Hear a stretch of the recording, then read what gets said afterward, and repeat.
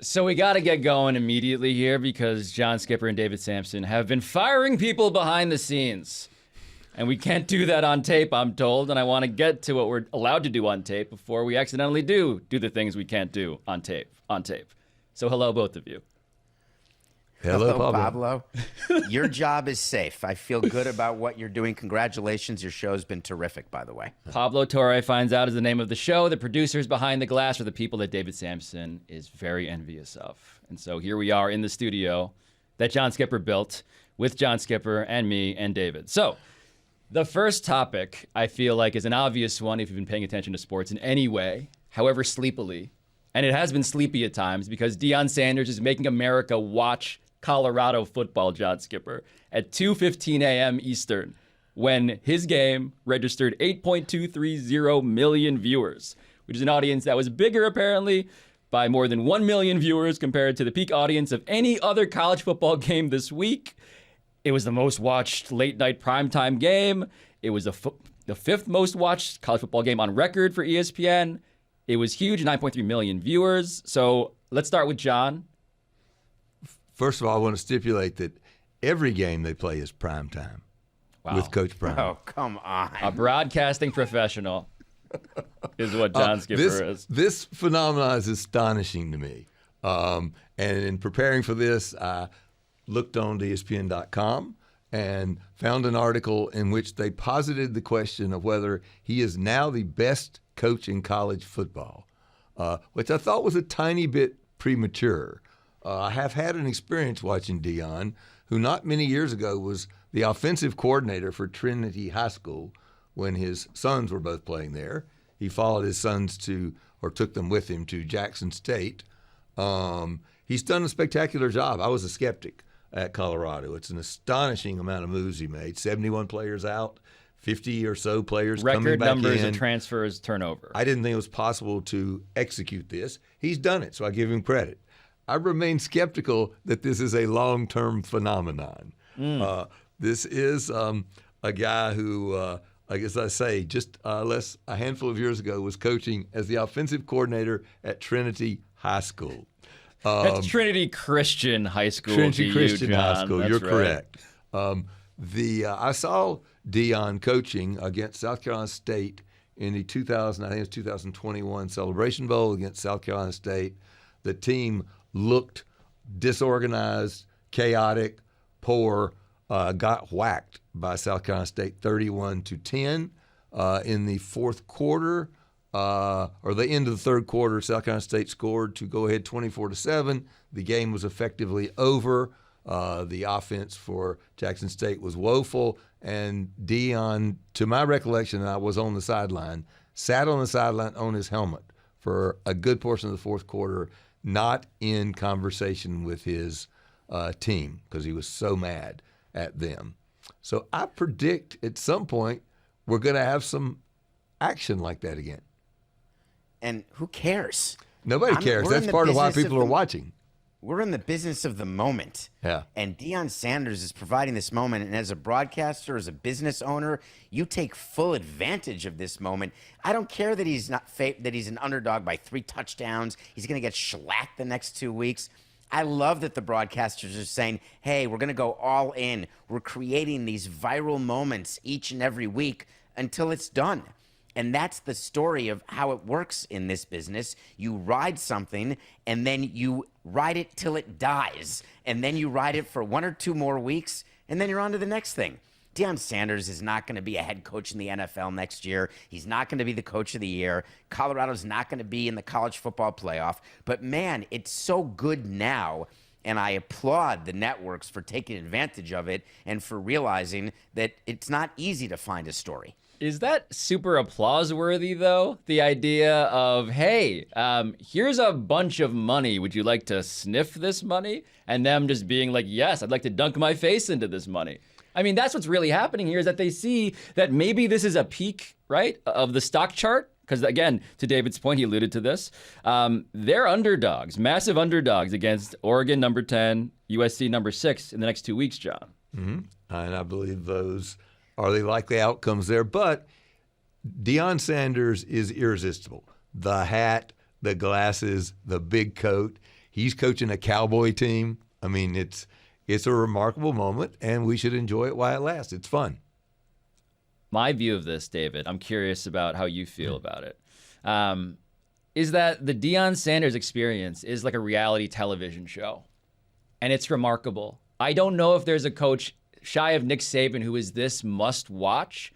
And I just wonder for you how essential winning is, right? Because we'll watch reality television as long as it's salacious. You've been on reality television shows yourself.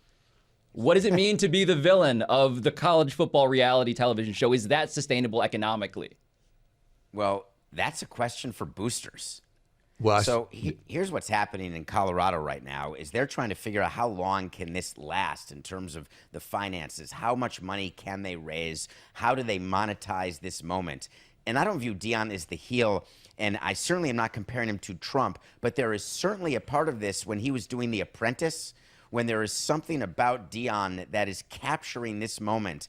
And he's going to find a way to capitalize on it, and it's not as coach of the Colorado Buffaloes. This story for him ends with him doing something else in the entertainment industry, ends with him doing something when it comes to being in front of a lot of people. Because as John said, I'm not sure that his love is X's and O's, but I am sure that he does love that camera, and he always has, and he's found a way to do it. And I think that this will end up being some sort of reality show platform for Sanders. Yeah, while it looks like a reality show, if he starts losing, it is not sustainable because the boosters and the fans only care about winning. Having Colorado Buffaloes be an entertainment series, I don't think it's going to work. I predict that at the end of this season, as he ends up 5-7, he will become the VP nominee for the Republican Party, running with Trump as his obvious successor.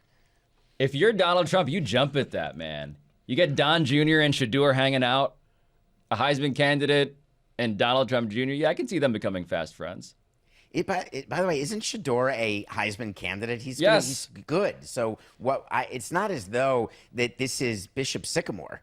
It's not as though that it's not a representative team in college football. It's just not a top 10 team or a college football playoff team, but he's not embarrassing himself with the team he put together. No, it does feel, though, that if you are another college football coach, and I am sure many of them have been grumbling about this quite loudly at this point, it does feel like the networks are rooting for them to be better than maybe they actually are.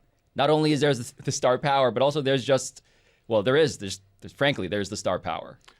I don't think they care. You're in a moment in the early part of the season where there aren't very many good matchups. The teams have not started playing conference games, and this has been the greatest relief for the first cup for week 2 and 3 for ESPN and ABC. It's great.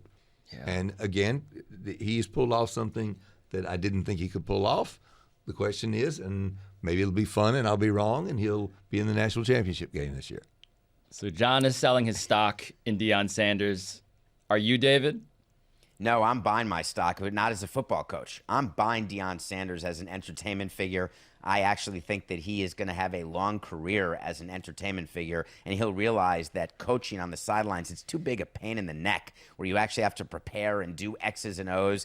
And when he sits on his helmet and has a temper tantrum, there are a lot of great players who don't make great coaches because they don't realize what a grind it is. That's why it's sort of the mediocre players like the Pat Rileys, the Phil Jacksons of the world who are better coaches than the Birds or the Johnsons or the Isaiah Thomases. So I'm not sure the primetime was ever going to be a good coach, but I love the fact that he's doing it, but I view it as a gateway into something else for him. Yeah, I guess the last thing for me is just we get to a point where, I don't know, the purposeful myth making around this character, it becomes reality because if you are broadcasting this character in this way often enough, the kids want to go be a part of that reality show. And if this is a business of talent, of recruiting, I don't know who's better at recruiting right now than Deion Sanders. So I am all in on Deion, not just because I fear, being in a montage that he puts together to air for recruits of people who are very wrong about Deion Sanders. The natural next step for him, by the way, is the broadcasting booth. It's too much work. He's been there before, right? I mean, at least as a talking head, but not necessarily in calling the big game. But yeah, John is smiling as if he would already. He would have already done this, David, is the smile that he's wearing on his face. He's like, yep. I think where he lives is not in a place where he's told where to be what day. And that's a lot of coaching. That's a lot of studio. He likes doing things on his own schedule is what I would imagine. But it's a pretty good wait to see. And I think John has a better chance of being right than wrong, which doesn't happen all that often. But in this case, I think you're pretty safe, John. So in terms of having control over what you get to see and what you get to hear, we get to a business dispute. Charter and Disney, John, like let's just summarize some of this in the broadest strokes, because there was this big carriage dispute. It blocked millions of viewers from watching ESPN, ABC, FX, other Disney networks. A deal was reached on Monday, September 11th, on the day of Monday Night Football, Aaron Rodgers' day, Aaron Rodgers' Achilles' day, as it were. And it lasted 2 weeks nearly in the end. And so the big picture takeaway for you as somebody who has been responsible for resolving or maybe daring someone to blink during a carriage dispute was what? During my time at ESPN, I think, which was 20 years, I don't think we were ever out of service for more than an hour or two. And I can't remember when that was. That was early 2000s. The schedule for ESPN was deliberately set up so that every distributor could be stared down. And that is, the deal comes up on August 30th. We have the U.S. Open, so you're in the middle of a very popular sport in the largest city in the country, followed by Labor Day weekend, 32 games, give or take. Those games would sometimes, oddly enough, be scheduled to be in the territories in which the distributor had lots and lots of subscribers, followed by the NFL. As great a gauntlet as that is, they just prove that the cavalry in all cases is the NFL. Right? They held out until Monday night when they did not believe they could withstand consumer unhappiness at missing Aaron Rodgers' debut on ESPN. Now, however, you also have a situation here where both parties sort of blinked. We always went into this thinking we're never going to blink because we don't have to. They will ultimately suffer so much pain, both financially, culturally, that they'll have to blink. This was actually where the two parties came together and said, we're going to both have to give a little something, because if we don't, we're going to effectively, dramatically accelerate the diminution of pay television, and it will be over in a year or two. So they didn't do that. It's going to live a little longer. I'm sorry, David, you're going to No, I think a couple things that we should note, because I hear you, John, but back when you were not blinking and winning everything in a landslide, the discussion and the dispute this time was a little bit different. And while the NFL is usually when you separate the men from the boys, as it were, it just happened to be that the Jets were the first Monday night game. I hope you're not suggesting that the NFL schedule was done in a way to make sure that this carriage dispute, when the schedule was put out, which is before the dispute happened, that it would end on September 11th. It happened to be the Jets playing on that day. It happened to be Aaron Rodgers' first game, and it happened to be a carriage dispute with a carrier with such a huge presence in New York. So I think there are a lot of things happened, but were it not for those things, I don't think this dispute would have ended as quickly as it did, because when you look at the result of the blinking that you so correctly state happened, this was all about what tier different things will be on. Tiers are when, for the people who have cable, if you have let's say you're a part of Spectrum and you just get the regular Spectrum and you look at the list of channels you have, and they say for plus $5.99 you get this plus this. It's like the menu. And what Disney agreed to do is they allowed different of their pockets of content to be on different tiers. And that was one of the big arguments, is where Disney is going to allow its or want its stuff to be available to Spectrum subscribers, and where Spectrum wants it to be, because they need to show value to their people, because everyone's getting rid of cable. So, John, all of these things, tell me which of those came up back in early 2000s. My worry is, as we get into the 2020s and 30s, is that these carriage disputes are going to get worse, not better, and they're going to last longer, not shorter. Well, I don't know about that. I think the most important thing here is that Spectrum, or Charter, but to call it Charter Spectrum, actually said the pay TV universe is not going to leave us behind in streaming. we sort of think of these things as two different things. It's almost like a bifurcation. And what this says, it's not a bifurcation. You're still going to get your entertainment bundle from one of the traditional distributors. And now that bundle, Charter Spectrum has just made sure is going to include the Disney Plus and the ESPN Plus. So they are still going to be an aggregator. They're just not aggregating nothing but linear channels. They're aggregating streaming services and linear channels. But that's a huge deal because Disney counted on extra revenue from people having to go outside of the general bundle to get this content. That's a big blink. It's a big blink because of something we have talked about at length before, which is replacing the amount of money they get from the distributors in a streaming world only will not happen. So what has happened importantly is the financial connection between Charter Spectrum and the Walt Disney Company was just maintained. It is still now. Spectrum is paying Disney about $2 billion a year, I believe, or paying ESPN about $2 billion a year. So they have just kept that pipeline going and said, and by the way, we're going to get to keep selling for you when you move all this content into a streaming service. So you're not willing to say that the next time this happens, that there won't be more blinking? Is your view that this was a unique blink because you said you never blinked before? It's a unique blink because the entertainment company that has the greatest ability not to blink is Disney. So they just made a move which will be very important, and Charter is arguably, along with Comcast, one of the two, not arguably, Comcast and Charter are the most important distributors. So one of the most important distributors and the most important source of their content just agreed we're going to go into the new world in a more united way than we did before we had this dispute. But does this mean then that you expect more carriage disputes to come? Does this mean that there is an understanding now, an alignment of incentives here? I believe that Spectrum made it clear to the other entertainment companies they will have to make some compromises here, and that will actually result in less rather than more. Now, mention one thing David said, because we flipped roles. David said, gee, it must be a coincidence that the Jets ended up first on the schedule. I do not know, but I'm not positive that we were always doing a lot of lobbying for the schedule. I don't know when it was announced that Aaron Rodgers was going to the Jets or when the speculation began. It would not surprise me if they asked for the Jets. It's a very good point that John just made, David, because you usually see the puppet strings and everything. Exactly. And John just got through a story telling you August 30th was not a coincidence. This was all orchestrated for years to give maximum leverage to Disney. I'm stunned into silence because John spends so much time telling me how uninvolved he used to get, and I would accuse him of always being involved. He denied it until today.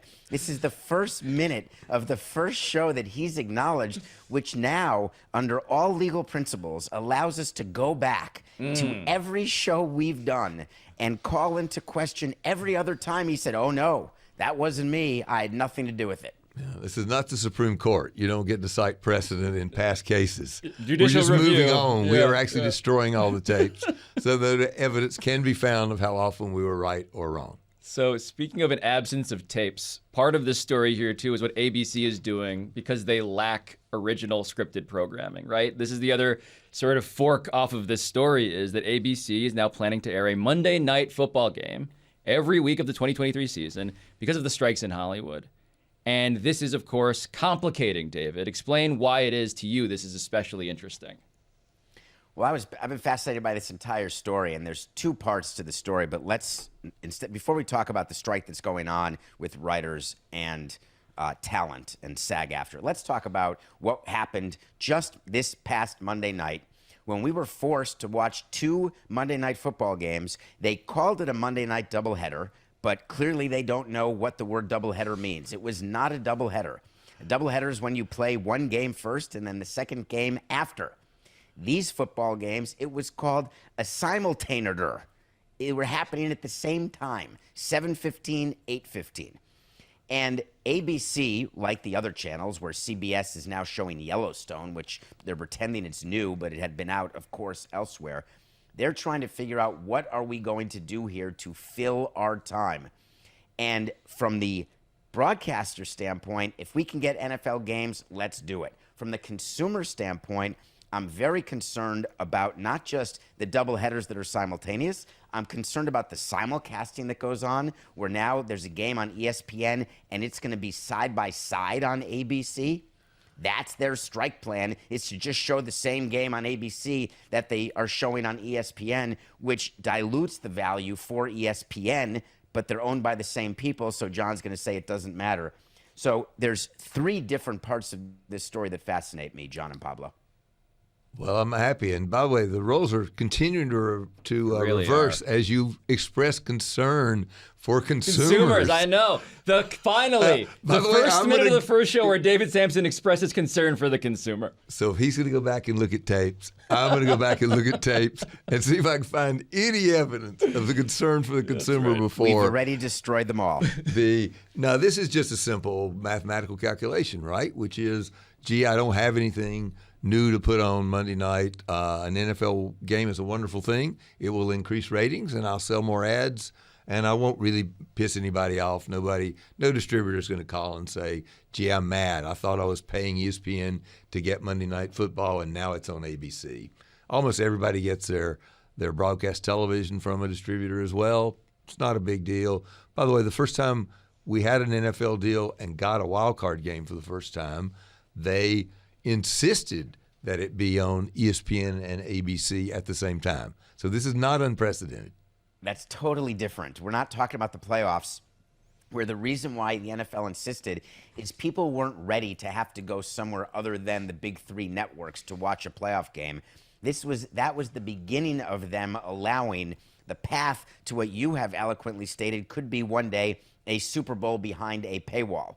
So that was just step one. That's like the beginning of walking, if you will, as a toddler. And what we're seeing develop here is it's getting grown up. And what's getting grown up and now is its own person is the possibility where we are going to have to go find games in different places behind different paywalls.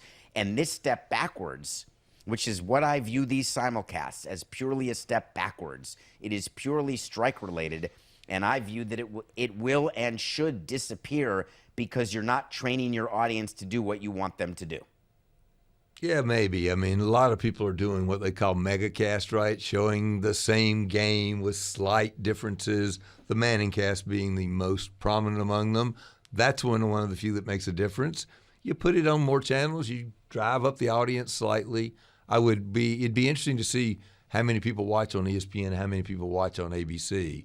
Our experience was more people watched on ABC. I may be wrong here. I thought it was a pure simulcast. I didn't think it was the Nickelodeon Kids show on ABC. No, it is. It's a pure simulcast. I did not mean, I may not have been articulate. It's a pure simulcast, but it will enlarge the audience. It's not that the same number of people will watch and they'll just split it between ESPN and ABC. They will increase the audience by doing this. Right. John, it sounds like what you're saying is that the idea that there's a sanctity to the only place you can watch a game, that's long been gone. It's long been gone. By the way, the NFL is the last league to sort of accept that, right? I mean, Commissioner Goodell for years said every game is going to be available to the public. They don't have to pay any fees to anybody to get all the NFL.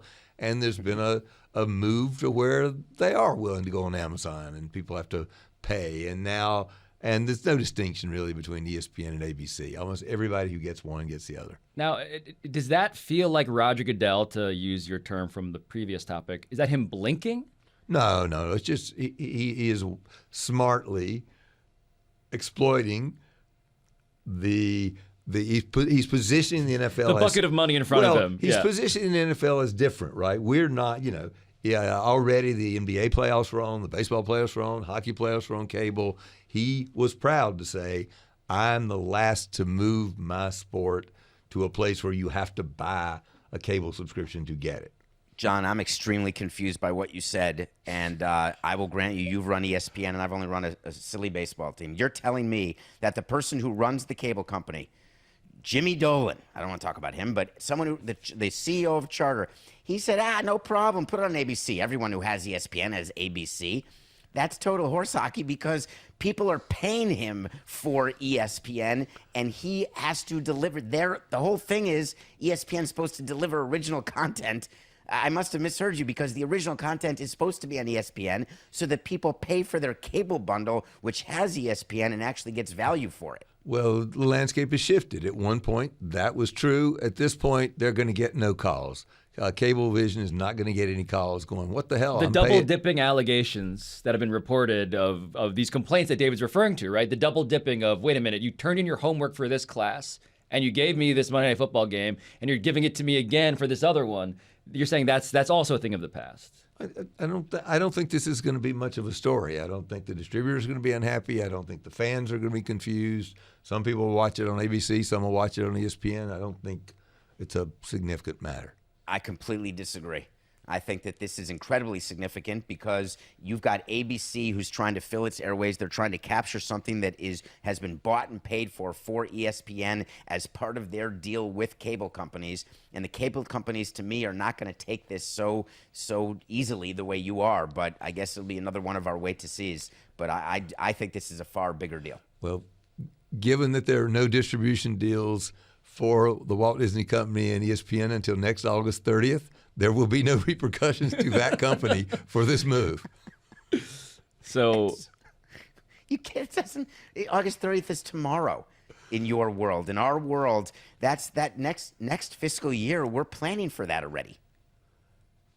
I'm not even sure where to go with that. So we'll just give it back to Pablo to turn over and keep moving. All I know is that in this world, we have so many more podcasts to do before August 30th.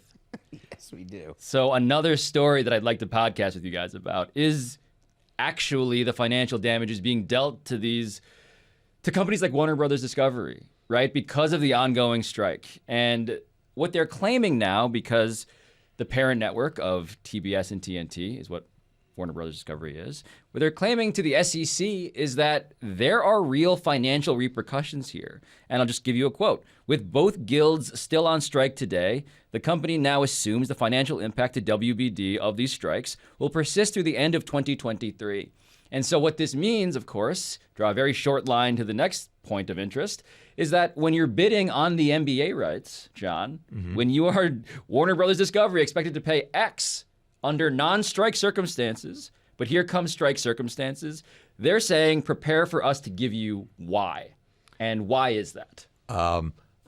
I don't understand this no more than I understood when speaking to investors.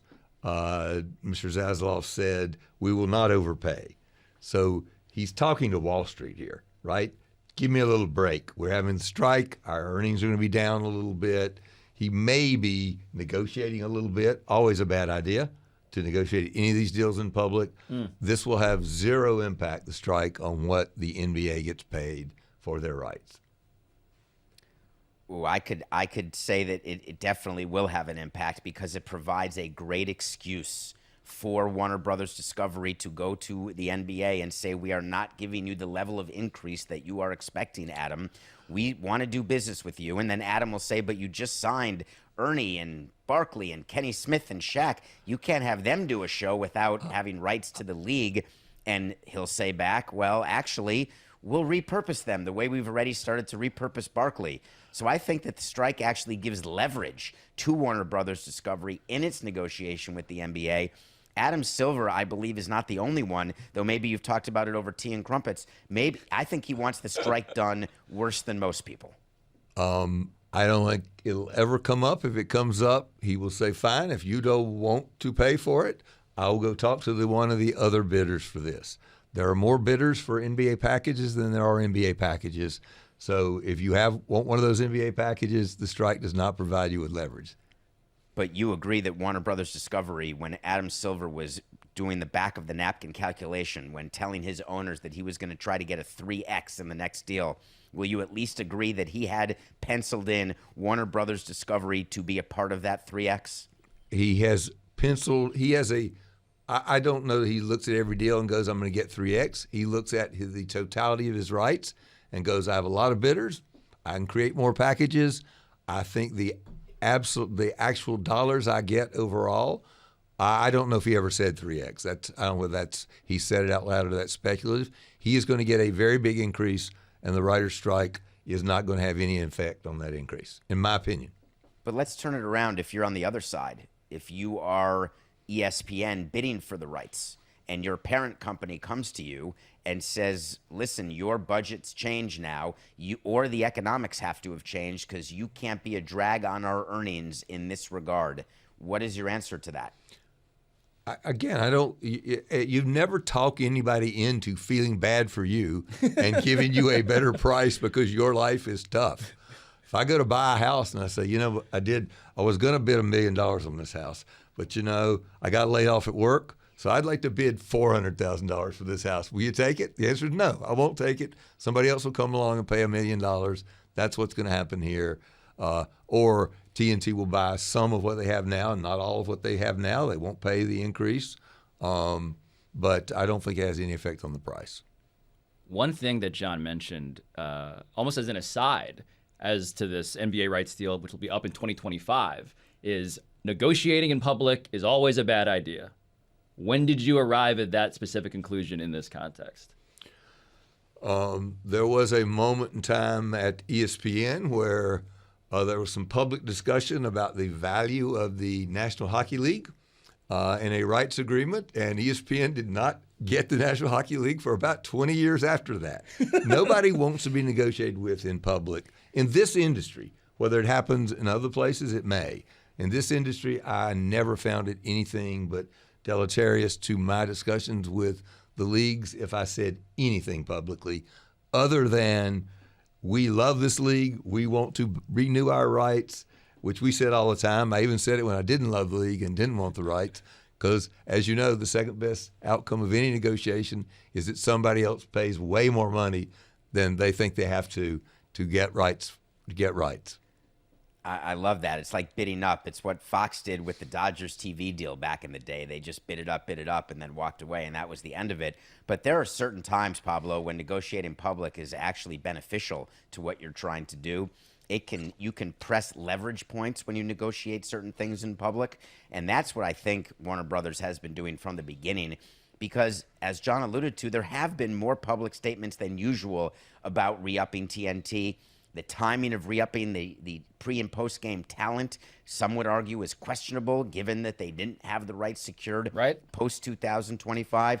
And from where I'm sitting, it's all been part of a strategy that they're undergoing not to have to pay as much as Adam Silver believes that they are going to get paid. Yeah, I just don't think it's a strategy that works in this instance. I will agree with you because David participated mightily and effectively in one of the great places where you negotiate in public, and that is where you scare the shit out of a city that you're going to leave if they don't build you a stadium. That is well done in public, right? You wouldn't disagree with that? I certainly don't do it in the mirror. I would like to see that, though.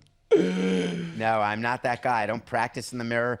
No. You're not Travis Bickle? Travis Bickle, remember he practiced in the mirror? That's right. That's right. And you don't yell $1 billion.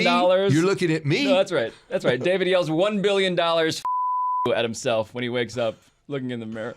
There was a law school class, a little off the subject, where it was a litigation class where we were learning, and part of it was going to the Supreme Court, et cetera. And my professor said that, hey, do your closing argument in the mirror. And this way you can look at your expressions, you can look when your forehead wrinkles, you can look at where your eyes are looking when you're talking, and that you should use that as a way to help inform your oral presentations. And I did it one time, and I found it so off-putting that I never did that again, and I never have to this day practiced in front of a mirror. I want to say that we're very close to a very deep psychological breakthrough, and I'm not sure David's ready to get there yet, but it's a very revealing anecdote. I think we'll come back to this story later when he's more vulnerable. That's right. Perhaps on psychedelic and microdosing. That's right. That's enough, John. We'll need a shaman to really unpack the meaning of that realization. One other bit of news onto this Warner Brothers Discovery thing, though, is the fact that there is going to be something when you log in to Max, formerly known as HBO Max, perhaps soon known as just a symbol like Prince, is Bleacher Report Sports add-on. a sports tier that'll be available at no added cost to all Max subscribers through February 29th. And on that add-on, you will get sports stuff. How does that sound to you guys? Well, first, I just have to have a little fun with the fact that I guess a committee or a marketing company or a branding company spent weeks and hours, did some focus groups, and marched into an office somewhere and said, you know what? Reveal. We're going to call this the Bleacher Report Sports add-on. That's right. It's a mouthful. What does that mean? Bleacher Sports? It's an add-on. I think it's very clear that it is adding on. It actually is something, Guys. It's quite a silly title, but it is actually something quite profound. What they're basically saying is all the sports, this is back to David's earlier point, all the sports that you get on all of our linear channels, you can now get on a streaming service. It's duplicative again. You can watch, it's not the same as being on ABC and on ESPN, but now you're going to be on TNT, NBA's going to be on TNT, and it's going to be on Bleacher Report Sports add-on. What if they have a logo for that yet? BRSAO. Brassao. But can we talk about the money of this? Brassao, So yeah. what interested me here in this story is the timing of everything. First of all, great marketing. The same people who you want to see chastised for the name, they didn't choose just the way you chose August 30th as a purposeful date. February 29th is a very purposeful date because then you're looking at the NCAA tournament, which starts after that. And the eventual point is that for people who have Max, pay a certain amount, they expect a certain amount. An add-on is what people are used to, so we're all making fun of it. But the add-on is what we know from our old cable bills, where you get the basic tier and then you can add on HBO, Showtime, Cinemax, whatever the case is. So adding on is a concept of, more value. It's the basic tier plus. So Max, as an entity, you get blank. But if you add on, then you get sports. Why is that so important? Because now we're really getting down to the scary part for team owners, which is, people are only going to pay to watch us who want to watch us? That's very, very bad. We need people to pay for our content who don't watch us. That's the most important quality of a person, is to pay money who doesn't actually care about us. Now, this is another example of even more pinpointed consumer, direct-to-consumer business, and that's very, very scary.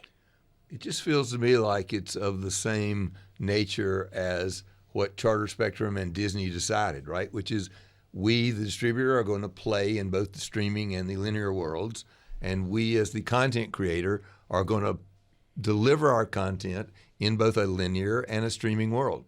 Isn't that what's happening here? It's the same thing. Yes, but you were making fun of the add-on component. I just was making fun of the name. Oh, but you love but as a concept, you're all in on what Max is doing. Is that correct? Yeah, all Max is doing is, it's funny. Everybody thought pay TV is going to die and it'll be replaced by streaming services. The fact of the matter is, you're going to bifurcate the world we were going to bifurcate the world into the people who buy cable subscription and the people who buy streaming service. Now the fact of the matter is, you're barely going to know. You're going to call up your distributor and you're going to say, I want to get Max, and you'll get it. I guess you'll have the conundrum of, oh, wait a minute, did I pay for that twice? I got Max and I added on, but I'm still getting TNT on my cable bill. I don't know. It's part and parcel of, it's become a more confusing world to find where your entertainment is, and nothing is more confusing than sports because nothing is more powerful than sports. But it all speaks to, you guys are kind of saying the same thing, though, which is something that I've been laughing almost morbidly at as I watch, again, as we've said on the show numerous times, the greatest business in the history of media, getting people to pay for sports they don't watch, pioneered by the man sitting to my right. As we watch that get disrupted by streaming, only for streaming to copy the literal language of cable, as well as inhabit the cable ecosystem. It drives me insane. This is such a beautiful point, because what you're actually saying is that streamers realize that it's a way better formula to monetize by not waiting for people to say what they want, but to make them pay for what they don't know whether they want or not. And they were trying to dare to be different, and they realized, well, this isn't working. We're getting our ass kicked. We can't find a way to make money if we're not Netflix making crappy movies with Sandler. So therefore, we're now going to do what cable did. The irony is not lost on me because now it's leading cable to blink and embrace the streamers and be part of it because they realize they're going to do exactly what we were doing. And the losers at the end, I'm sorry to say it, are going to be the consumers. There it is. There it is. Finally. It is true. I will nominate this for the second event, which will go strictly to pay-per-view, the basketball tournament. Someday will be pay-per-view. That's not even creating such a huge headline. No, it makes starting sense. now. It makes total sense. No. And when you mean pay-per-view, that you can pay for a specific game, or do you have to buy the all-in tournament? Or are you saying that if you're a fan of Gonzaga, you'll be able to just watch the Gonzaga games? Well, I would say just the principle is it is such an appealing sport and tournament that people want it, which means you have demand, which means you can charge for it. So people want now that you're already unhappy, you can't figure out where to watch things. Get ready to where you can't figure out where to watch things, but you also have to pay to get them individually. I think we're there. And by the way, wouldn't you, if I was selling it, I would sell the whole tournament. I'm making it up for $100. You just want to watch Gonzaga, I'll do that for you for $19.95. You just want to watch the Final Four, I'll do that for you for $39.95. But that's happening now in baseball, where you can buy the full package and get every out-of-market game, or go to Nielsen in their app or Yes in their app and just pay $19.99 and just get Red Sox games or Yankee games. So we're not waiting for this to happen. It's now, folks. Yeah, but that in that case, it was regular season volume games. I'm talking about special events like pay-per-view boxing, pay-per-view combat fighting, pay-per-view Super Bowl, pay-per-view March Madness. So you as sports fans, get ready. It's going to be harder to find and more expensive. I just love when technology revolutionizes things only to reinvent old shit. It's like it's when not reinventing. It's to do the same thing exactly. because it works. Elon Musk is like, we're going to create this boring company. We're going to do underground. It's like you're making a bus. You're inventing a bus. Anyway. The last, Are you okay, Pablo? I'm just mad that I missed the golden age of suckling at the teat of the greatest media machine of all time. Sorry, that's just me. But speaking of trying to wring every dollar from an uncertain future, the NFL is doing something a little similar insofar as it is now formed, talking about how to brand new things, John. The ownership committee has been formed. The ownership committee, grown out of the finance committee, has been formed to, and I'll quote this here, they formed it because they've agreed that it would be appropriate to look at the full range of ownership policies, including permitted debt levels, minimum equity requirements and holding periods, eligible categories of investors, and expanding opportunities for more diverse ownership, per a memo. And David is smiling in a way that makes me want to ask him what he's smiling about. I'm a fan of grammar, as you know, and I'm a fan of purposeful words and lists, and I keep track and pay attention. That list is not a coincidence. I was always taught by my 10th grade grammar teacher at Horace Mann. When you're listing something, put the thing that you really want people to focus on at the start and at the end. Put the thing that you want nobody to focus on right before the final and. And right before the final and is eligible categories of investors. Oh, now I know what the ownership committee is for, to figure out how much sovereign fund money they will accept into ownership groups. That's all they're doing. This is a great example of probably decisions that have already been made, and you're going to form a committee to provide you with the overhang that you can announce this on at some point. The committee discovered that this would make a lot of sense. Yeah. It's like a focus group. Have you ever been a part of a board where you know where you have to get, and the board forms a committee to do a report, and you know what the result is, but you form a whole committee and you put people on it knowing that the result of that committee work will be something that was told to you will be the result? Yes. Every piece of research I ever commissioned, I commissioned to find what I already believed. You and Aaron Rodgers, not so different in that way. You know, Pablo, it's funny. People paint me as the face of corporate evil and greed. John just acknowledged exactly what I talk about, which is that it's fixed. We know exactly what this ownership committee is going to do, and it's going to make it okay to bring in Saudi money. Just you watch. I mean, this is one of those topics. I want to hit a couple of them that we've covered extensively, but I feel like we should update. That is one of those stories. The other one, quickly here, is just it's the crumbling of the regional sports network business. And so, David, where are we with this? It's done. So here's the big takeaway. It's about to be basketball season. So we've got to see what Bally's is going to do, what bills it's going to pay, and what the NBA is going to do, copying baseball by taking over the broadcasting responsibility for teams that don't have a network anymore.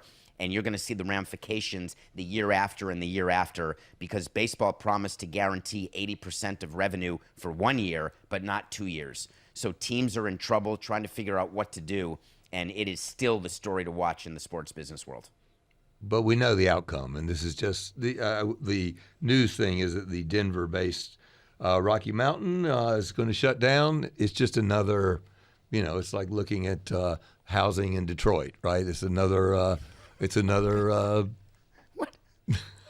You're saying hipsters are going to move into the AT&T Sports Network? No. And they're going to. I should be careful. I'm going to get mail from Detroit. I'm just saying everybody knows that the neighborhood is going to shit, and another house has been vacated, and pretty soon business is going to be gone. I do, David, believe we've been consistent on this, in that I think there's no way to replicate either the viewership or the money. I believe that the NBA has a good path towards just making all their games national and getting out of the regional sports business. So another quick hit update concerns Nielsen. We all loved talking about Nielsen on the last episode, and here we have, what do we have here? We have a bunch of complaints, it sounds like, that have resulted in what, John? Where are we? Well, we had a long discussion in the last session about Nielsen agreeing to use Amazon's internal data.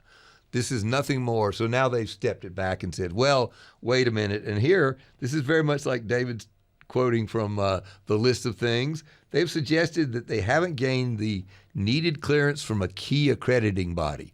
Now, note that there's nobody listed. Nobody knows what this is. I don't know what key accrediting body Nielsen needs to tell them it's okay. My guess is the key accrediting body are the high-paying customers they have right now who said, we're pissed off at you for doing this, and we're going to quit paying you. And they said, okay, the accrediting body didn't pass muster. Don't you think, David? Oh, they folded. They folded like a tent, and they did a Jay Monahan. They tried to announce something before they had the permission of their constituents, and they gave it up really, really fast. Yeah. All right. Speaking of giving it up really fast, David, give us the thing that you've been burning on, the thing that you would like to show us at the end of the show here today.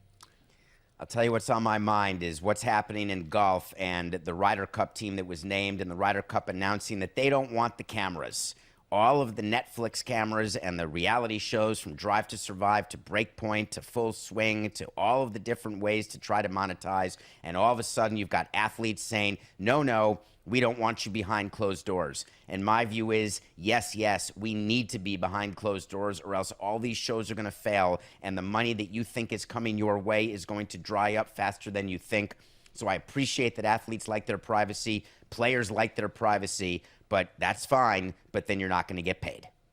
I happen to agree with that. I think this will last a very short period of time. What's on my mind, and I'm presenting the happy thing every time. Remember, I was happy the women played in front of 93,000 people. Record crowd. I'm happy to welcome SMU to the ACC. Just feels so good and so right. But remember last time we talked about, people misunderstand that colleges, media rights is not the plurality of the money. They often get more money from boosters.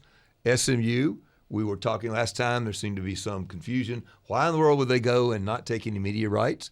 It's a home. They're in the ACC. They're in the power conferences. They raised $100 million. I think $200 million have been pledged from boosters. It's a very well-to-do alum group, and they have just proved that they made the right decision. It worked for the ACC. It worked for SMU. Go Mustangs. Dollars are fungible. That was all money that was going to go to players, all NIL money. And they said, oh, let's give it in honor of the fact that we're happy to be in the ACC, as though they found $100 million from a low-hanging tree. Give me a break. You think this is the Phony Express?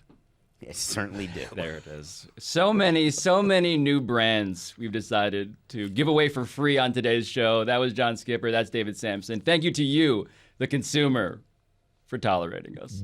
Consumer advocate David Samson. That's right. Goodbye.